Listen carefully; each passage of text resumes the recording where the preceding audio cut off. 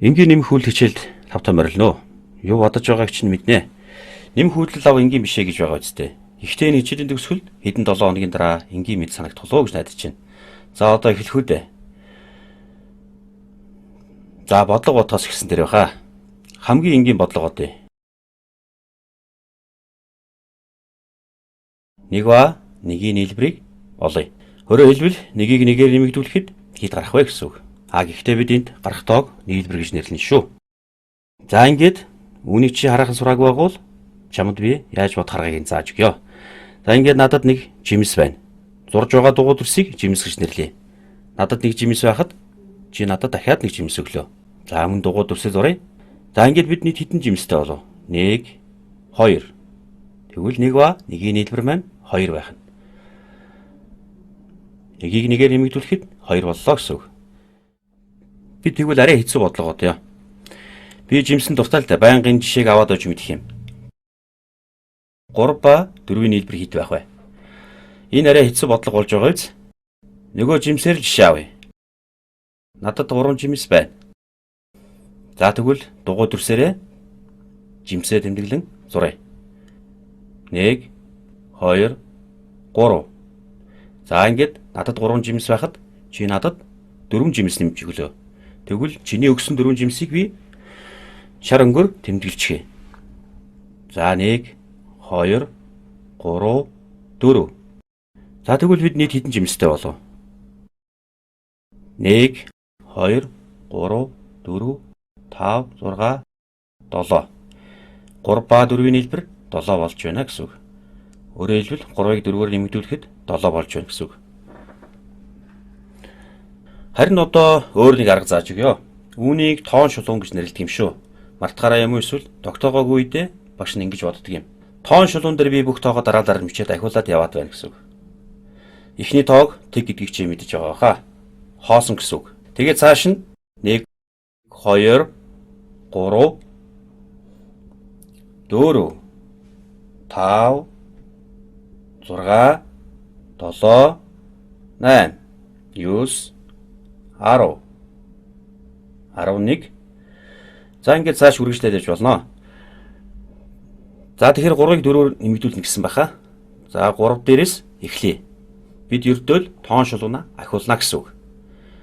За 4-өөр нэмэгдүүлэх учраас 3-аас эхэлнэ. 1 2 3 4. Хэддэр бов? Тэгвэл 3-ыг 1-ээр 2-оор 3-аар 4-өөр нэмэгдүүлэхэд 7 болж байна. Хариу нэмэл байсан. За тэгвэл жаахан хэцүү бодлого хэд хэдийг бодоод үзье л да яах вэ? 8 ба 1-ийн нийлбэр хэд байх вэ? 8-ыг 1-ээр нэмэгдүүлнэ гэдэг маань 8-ийн дараагийн тоо шүү дээ. Харин тоон шугам дээр харвал 8-аас эхлээд 1-ийг нэмнэ. Тэгэхээр 8 ба 1-ийн нийлбэр 9 байдаг юм байна. За тэгвэл арай хэцүү жишээ авч үзье. Чамд л гэж хэлэхэд бодоход хэцүү амар санагдаад байгаа бол дугуй дүрсээ тоон шугамаа зураарай.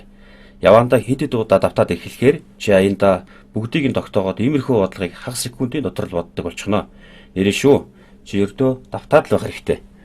За би нэг тоон шугам зуръя. За ингээд. За нилээд уртууллаа шүү. За тоон шулууныхаа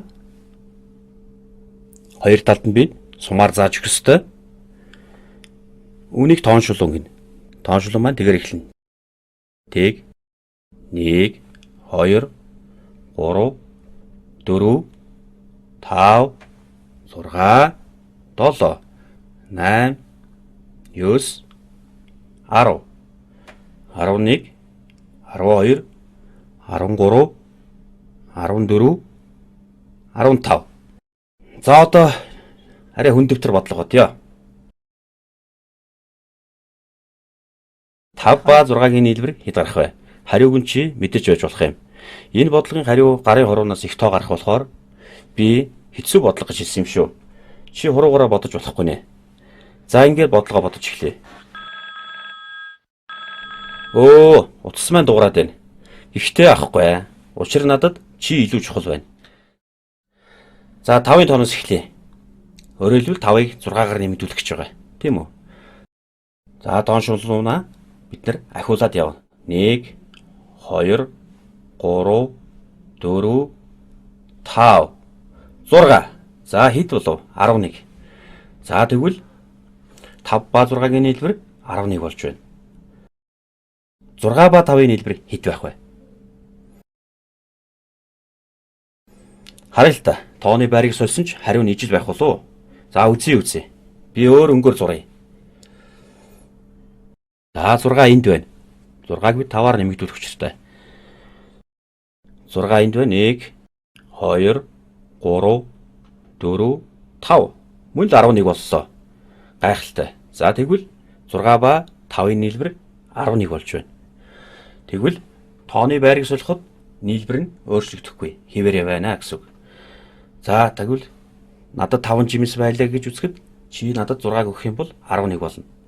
Харин чамд 6 жимс байлаа гэхэд би чамд 5 жимс нэмж өгөх юм бол мөн л 11 жимс болно.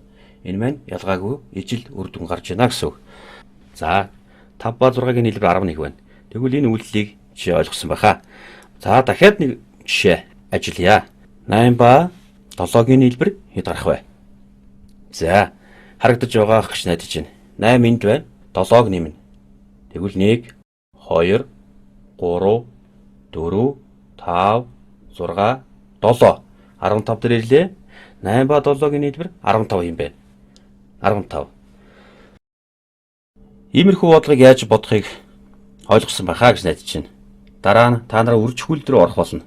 Гэхдээ тоо бодож эхэлж байгаа бол иймэрхүү төрлийн бодлогоодыг маш их давтах хэрэгтэй байдаг юм.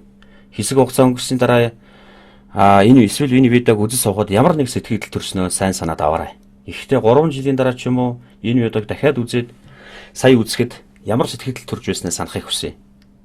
Тэр үед чи ийм амархан байжээ гэх бах. Учир нь чи маш хурдан сурсан байх болно. Нэмэх үйлдэл дээр бодлогын хариуг мэдэхгүй байгаа бол чи яах ёстойгоо ойлгосон байхаа гэж бодож байна. Ганцаараа бодож байхдаа дугуй дүрсээ эсвэл тоон шулуунаа зурж хариуг нь олоорой. Миний бодлоор бол одоо чи нэмэх үйлдэлтэй тулахад бэлэн болсон байхаа.